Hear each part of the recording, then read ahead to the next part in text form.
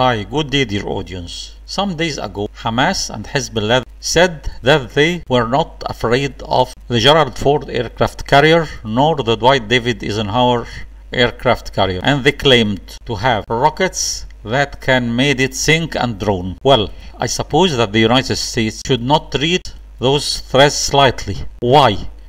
Because their threats might not be void and they might have the rockets capable to do that, with the evidence of the confrontation between the tankers and the armed vehicles of Israel and Hamas in Gaza. They might have heavy weight rockets with massive explosive unit and charge with the same type of high explosive materials and cascaded multi-stage rockets, the same as those carried on shoulders by the Hamas fighters. Anyhow, the United States should bear it in consideration as regards two axes. One, massive or huge area vessels like the aircraft carriers, that's one, and these are, due to their area, easy target. Here we have something. Do not treat their threats lightly. The successive explosion or cascaded explosion rockets or missiles are very effective and harmful. And in addition, they carry a very special type of explosives, and they were able to penetrate the armored front of the tanks.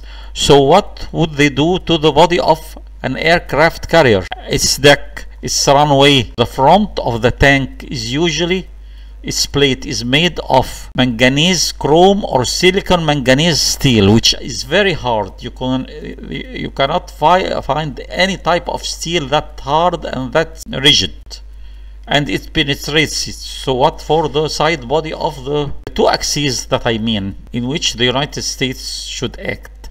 As a matter of fact, why do I care for the United States to defend itself? Well, the United States policy is not that good, but it's much better that the world be under authority and rule of the United States rather than the Russians, because everyone have lived under the Russian authority and regime in Eastern Europe and in Eastern Germany before the unification knows what and how cruel the Russian regime is and how dictatorship it is. The two axes that I intend to talk about is of the rockets carrying or charged with successive or cascaded exploders. If it reached the aircraft carrier, that's the axis of the aircraft carrier. Next, I will going to talk about the axis of the United States lands itself. As for the aircraft, as I said previously, seconds ago, there is no way to avoid the harm, especially if these rockets are carrying massive explosive charges. Well, the United States should make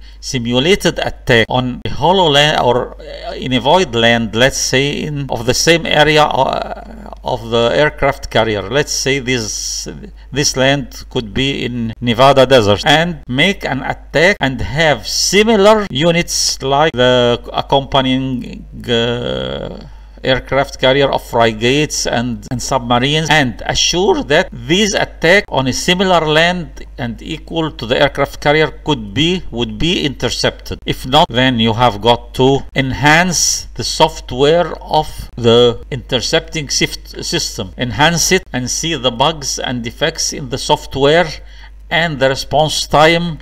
Change have no frequency gap in the. This is partly a technical part.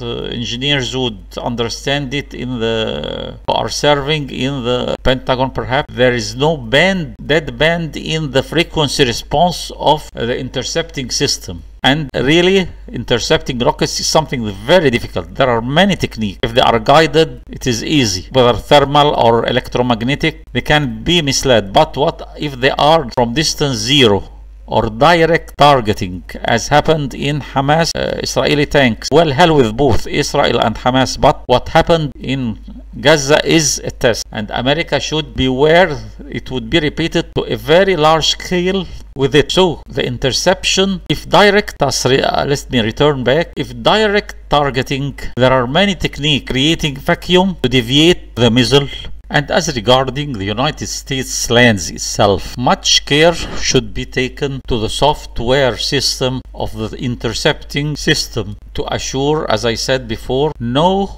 dead band in the frequency of the response system. There should always be, and take care of course, targeting the lands of the United States is difficult to have direct targeting. It would be, of course, guided missiles or projectiles, ballistic missiles. In both cases, ballistic missiles that are not thermal or guided. Thermal and electromagnetic are the same, actually. Thermal is actually electromagnetic in nature. Anyway, the guided missiles, there are many ways to deflect them and detect and intercept them. That's well, but tests should be made in void lands, as I said, in a Nevada desert. And make simulation for attack and assure 100% intercepting.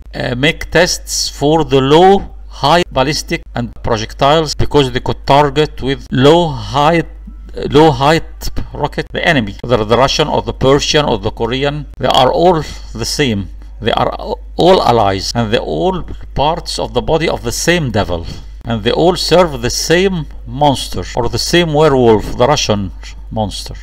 Anyhow, tests should be made, simulated tests, not direct. I don't want to say to target the building itself. No, assume lands and assume coasts as if it is the eastern coast of the United States, and make sure to enhance the software system. Separate global radar system should be interconnected to make sure send the intercepting rocket to the nearest intercepting rocket to the nearest ballistic, separate, independent on the main frame, separate radars with the separate intercepting rockets or missiles to intercept the attacking rockets should be assured, because the main system could be hacked. Separate non-central intercepting systems should be made. Do not keep easy and cozy and get surprised that you cannot defend yourself, Americans. I wish no day will wake up and see Russia ruling the world. Americans made many mistakes, but yet they are much better than the Russians if they ruled the world. Let's hope, get wise before it's too late. That's all.